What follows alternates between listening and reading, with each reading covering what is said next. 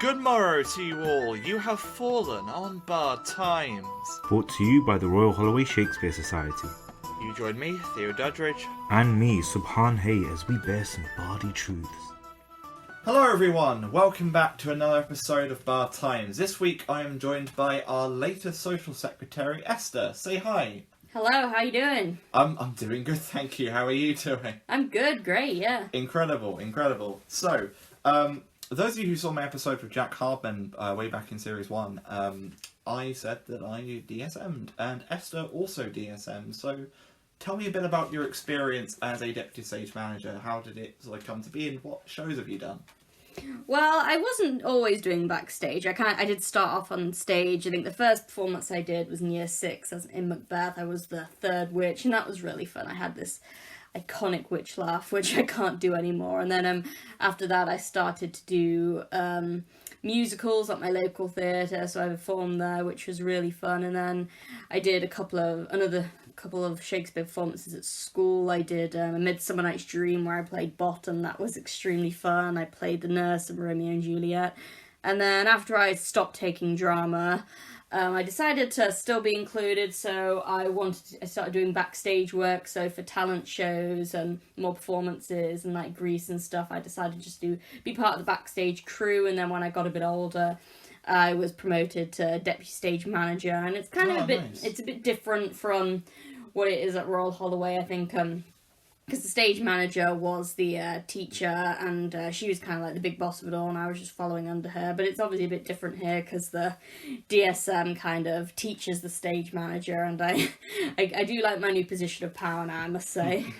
Yeah, no, it's always interesting, and it's also great to sort of come into uni crewing having had prior experience, because for me, I never really wanted to crew to begin with. It was something that I kind of got co-opted into and just really enjoyed doing it.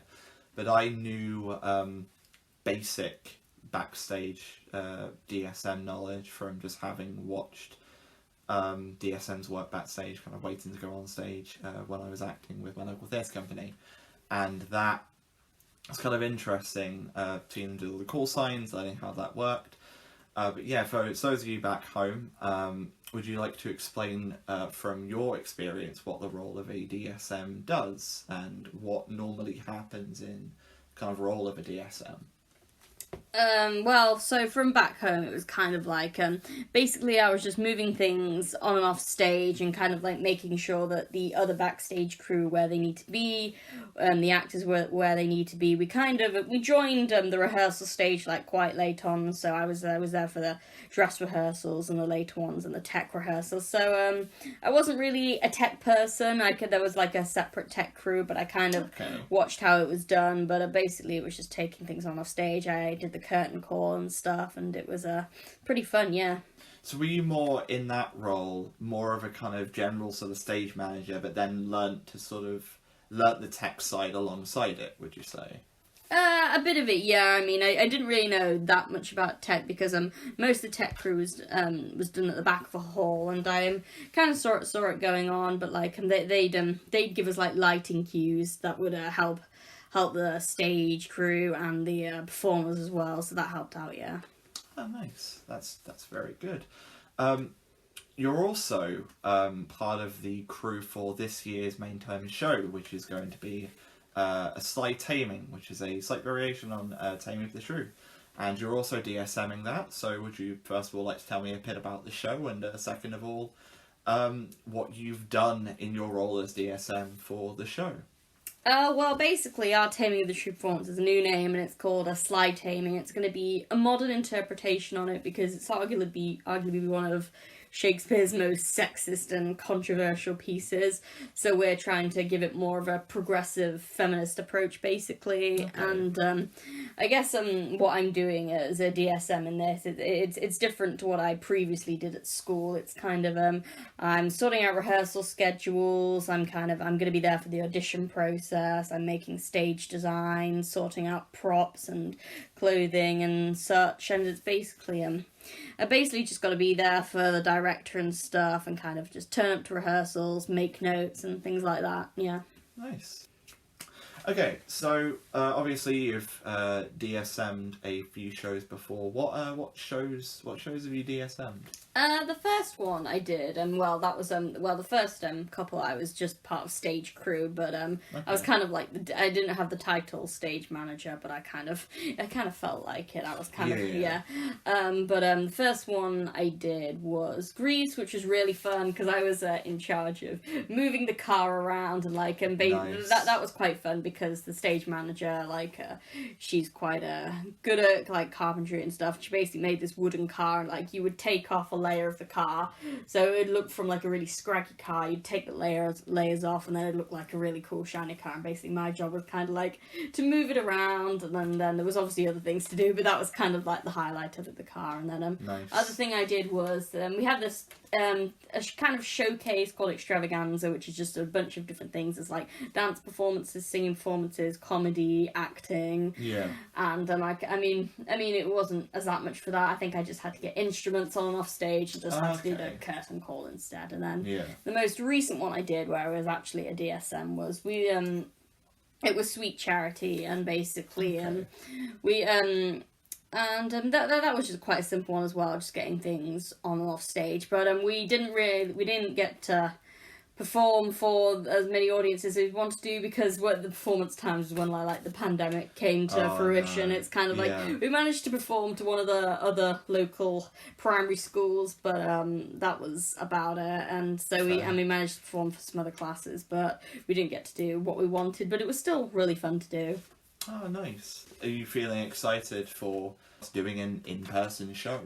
Yes, basically, because from what I heard from last year, everything had to be online, and I didn't really do much last year, and we weren't able to do our performance of Sweet Charity on my last year of school. So it's good to be back on and doing things in person. Yeah. Yeah, that's incredible. So I remember it's weird looking back at when everything kind of shut down. I was very lucky just before the second major lockdown was announced, when the tier system was coming to an end. I was lucky enough to DSM a production of Romeo and Juliet, and we were doing our get-in when that had to close. I say when it had to close, but when we were all very much like, what's going on, what's going to happen, and we were told that we were able to still do it, but do it as a live stream. So the actors could still come and rehearse because we were running a bubble, and we were able to go into this amazing theatre. The actors could still rehearse it, do their runs, and then we were able to record it, which was nice. And then that ended up being, so you had to pay to see it streamed basically, but it was available for 2 weeks, and it was incredible. To have that experience, to be back in person doing a show, even though things were still very much in chaos. It was an incredible experience, and I very much can't wait to be working on this project as well. Those of you who are listening back home, I am the polo for Taming this term, so I'm looking forward to kind of being with the cast and crew and just, seeing what work kind of unfolds with that. So speaking of things opening up and going back to in person, by the time this episode comes out, Freshers Week would have been a thing. No, because you've booked up for a few things in Freshers Week. Obviously, you went into similar Freshers Week where things were kind of either online or just in a state of chaos, with things either just being not what they used to be, or not many kind of pub nights going as normal. So first of all, like, what are you looking forward to in Freshers Week, and how are you feeling to kind of be back to, I say normal, but be back to some state of normality and enjoying the uni experience? Well, yeah, I suppose it's Freshers Week. I guess I'll feel like first year because I didn't really have that much for Freshers Week last year. I mean, everything was online, so I didn't really bother to attend. But at least this year I get to actually run some stuff. I'm running a performance workshop if you want to come, but there'll be also academic workshops. But there's a lot I'm looking forward to. I mean, there's a lot of in-person events I want to go to. I think the petting zoo really stands out to me for. Oh, nice. Yeah, I like animals, so yeah. Yes, but you mentioned the academic and performance workshop, which I believe you're referring to Shakespeare Society's one. So, could you give our viewers a little bit of I said a little bit of a sneak preview about that. This is going to come out way later. But what sort of things are you planning to do? And for those of you who aren't able to or weren't able to make this workshop, what other stuff do Shakespeare Society offer with performance and academic stuff? Well, for our taster performance workshop, I think the basic gist of it is doing something really fun. We'll start off with an introduction, getting to know each other. There will be food as well. Incredible. Basically, I think I wanted to do something kind of like odd and bizarre and see if it worked. And basically, got a bunch of monologues and duologues, and they're all from different genres. But basically, what we want to do, we want the people that join, if they want to perform, they can perform it as if it were from a different genre. So perhaps a monologue from Macbeth, which is a tragedy, and it could be performed as a comedy. So I mean, it just shows like how powerful it is, like how you say something can completely change the meaning of it. And hopefully we want to do some Shakespearean insults as well, which should be interesting to see and compare to modern ones. You love to see it. But also that's a nice segue because you, as I mentioned at the very beginning, you are our new social secretary. I don't know if you can give our viewers at home or uni or wherever a little insight into what kind of things are in the works. Basically, we've got a couple of things about every week. Every Saturday, we're going to have something done called Bart's Brunch. We basically meet at the Crown. We have brunch, talk about stuff, Shakespeare, life, whatever. And yeah, we've got a couple of things going on. So I mean, there's plenty of collabs that we're doing. We're doing collabs with players.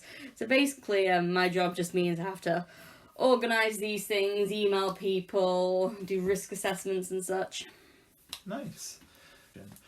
So yeah, before we move on to the news of Freshers Week being in person now, we've talked about both of our experiences DSMing.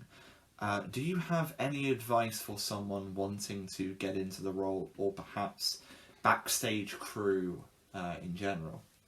Well, basically, I mean, I suppose the first thing to do is you got to be good at is organisation. You got to be organised. You got to be quick making notes. You got to be good at being on time, making rehearsal schedules, and basically, I mean, you've got to.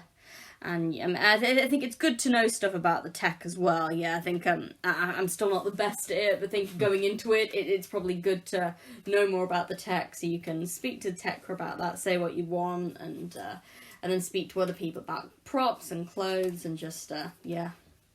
Incredible. So we're now going to move on to our review section. This is the new section that we advertised in the trailer. So you recently saw a production of Macbeth, I believe, at an Indoor Globe. So yeah, first of all, what did you think of it? Tell us a bit about. Give us a synopsis. It's Macbeth. But give us a little rundown as to kind of what this particular production did. Just give us a rundown of what this production was. So, obviously, Macbeth's kind of one of their spookier plays, and this one really enhanced on that because at this Indoor Globe, which is just down the road to the other Globe, it's basically all lit by candlelight, and that really made the atmosphere, like, quite chilling, and I feel like the witches were especially chilling. They kind of they made things so subtle but kind of quiet, and and it was kind of, I mean, they costume wise it was mainly blacks and greys. It wasn't going into the old style, but it just made it really chilling. I mean, it wasn't afraid to show the blood and stuff, especially at the banquet. They really unleashed it there, and I mean, I think it was basically, their use of sound was really powerful as well, because they basically kind of like the witches did really quiet little chants. They had a little bell which kind of just did it, and like after it stopped, it was just silent, and they would run around the outside of the theatre and bang on the walls, and that really that was quite terrifying. So like, how was it staged? Was it sort of in the round? Was it sort of promenade, proscenium? Like, what was the? Was it a very immersive staging, and was it? How did it sort of create those? How did those effects kind of get across in a way that kind of made you feel scared, and assuming made others around you feel sort of a similar way? Well, I suppose what helped is it was kind of like there was little layers. There was a little balcony that the witches were on, which showed that kind of like they were looking over everyone, and I think that really added to the effect. And in regards to the stage, I've completely forgotten what stage types there are. That's okay. That's okay. You're a history and philosophy student. You don't need to remember. I forgot from GCSE drama.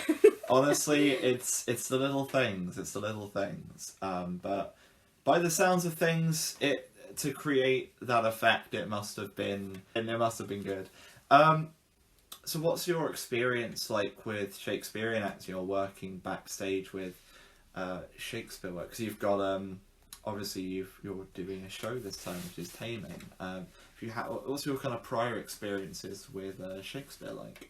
I mean, for the other Shakespeare productions that we've done, I mean, I wasn't doing backstage work, but what we did for most of them, it was kind of like Shakespeare in a day, and basically what we did, we learned our lines, obviously, like, weeks beforehand, but we made all the props ourselves, like, the actors and other people, we made all the props ourselves during the day, for Romeo and Juliet, we were all making these roses in between, and it was quite fun, and then we made this, there was this really, really long like cloth that we just writing kind of like a monologue from Romeo and Juliet there into the font, and that was really fun. And then for Midsummer Night's Dream, that was a bit more simple. It's kind of just making it kind of like look foresty as well, and just making all that during a day was quite fun. So yeah. So I might be reading this wrong. Was it like you had a week to put on a bit of Shakespeare, or was it done over like a time and it's just everything kind of scrapped together at the last minute? Well, it's basically called we basically called it Shakespeare in a day, and so we basically did all the props and made it ourselves, and we did like the proper dress rehearsals during the day, but we learned our lines like weeks beforehand, but everything else was just done during the day. Yeah, that's really cool. I mean, we do something similar, which is 48-hour Shakespeare, where you have 48 hours with 2 days, but it's divided up like differently to put together a Shakespeare play. And this is something that I think we talked about on the show. Later on in term 1, we will be advertising crew call-outs for 48-hour Shakespeare, which this year I believe is going to take place in Medicine. So keep an eye out on our socials for that, because that sounds like a very similar experience to what you've done at home. My theatre company that I was a part of when I was younger do, I think it's like a Shakespeare week, where they get a bunch of, it's mostly younger children, and they put together a Shakespeare performance within a week, but a very like abridged version of Shakespeare. There used to be a Shakespeare festival that my old sixth form used to do, where basically your school would put on one of these plays that this company would organise and cut down for you. I never got a chance to do it, but my friends were telling me about it, and it was just a really interesting experience, like seeing all these different groups of people take Shakespeare, put on a different kind of concept to it, and make something really interesting about it, and really I guess I mean, a lot of our school did a lot to do with Shakespeare, and we had a couple of like acting troupes come in. I think we had one for Romeo and Juliet and one for Macbeth, and they were both quite different. The Macbeth one is basically 3 people playing everyone, but they were basically kind of like clad in white makeup with a bit of like red and blood on everywhere, and that was and then the other one we did, it was kind of like a modern take on it, and basically they kind of got people in the audience to say these random things. I remember I was picked on, I was asked to be a messenger or something, and I was like, oh, this is fun. Nice. There was a really nice production of Midsummer Night's Dream that I saw a few years back at the theatre called Tolthorpe, and basically they ended up doing like an outdoorsy thing with Midsummer, and there was a point where, because it was an outdoor theatre, and it was the timing of it was just right for as the sun was setting when they were doing the forest scene, they ended up having these fairy lights go up, and it was just incredible. Like the moments, the beats just hit just right, and it was incredible. Yeah, I mean, that must have been quite aesthetic. I mean, a Midsummer Night's Dream is an outdoor one. That would have been quite fun to do. I mean, I think, I did see one at Tolthorpe as well. I saw a 12th Night at Tolthorpe, and that was really fun to see. But yeah, I think really, like, having, like, a real forest aesthetic in the background really helps, because I think another group for GCSE, they did this thing where basically they had all these scenes from Midsummer Night's Dream in the woods at the back of our school, and as the other group, we were kind of, like, watching, we were, like, moving in between the scenes, and, like, we were moving to different parts of the wood for different characters and different scenes, and it just really adds to the aesthetic to have it, like, real. Yeah. I mean, speaking of Midsummer, I also saw a production in Oxford quite recently, which a couple of my friends were in. And it was a very different... It was still outdoors, but the backdrop was of Oxford Castle, which... this is something I just remembered now, because it's set in Athens. It's quite interesting doing an outdoor production of Midsummer Night's Dream having kind of a city building aesthetic background to it. Which I think is quite interesting, because the costumes were incredible for that. It was like very neon for the fairies, and it just worked really well. And both of those productions I'd rank quite highly as being good performances of Midsummer Night's Dream. So yeah, we're just coming towards the end of the episode now. I think our time is coming. But yeah, just before you go, so obviously you're quite new to societies. I believe this is your first society that you've joined, and you straight away went for a committee role, which is an incredible thing to do. So obviously this episode will be out after Freshers Week, but those people who are still a little bit unsure as to how to get into societies, is there any advice that you can give us as to what to expect, what's to come, and just advice for any up-and-coming first years? Well, I suppose what, I mean, I kind of wish I joined during the first year, but I suppose things are a bit more difficult during the pandemic. But yeah, I mean, I basically joined the committee before I joined the society, but it was, but I'd recommend, like, getting in on it quite early on so you don't miss out on anything, because there'll be something for you. If you're more into the academic stuff, there'll be something there. If you want more a social event or something performance-wise, there's going to be something for you. So even if, like, it's something that you've never, Shakespeare's something you haven't really been interested before, I mean, I think there are, because there are many different methods of, like, showcasing Shakespeare, I think it's a way to get everyone else into it. Incredible. Well, thank you so much for coming on the show, Esther. It's been lovely to have you. Thank you for having me.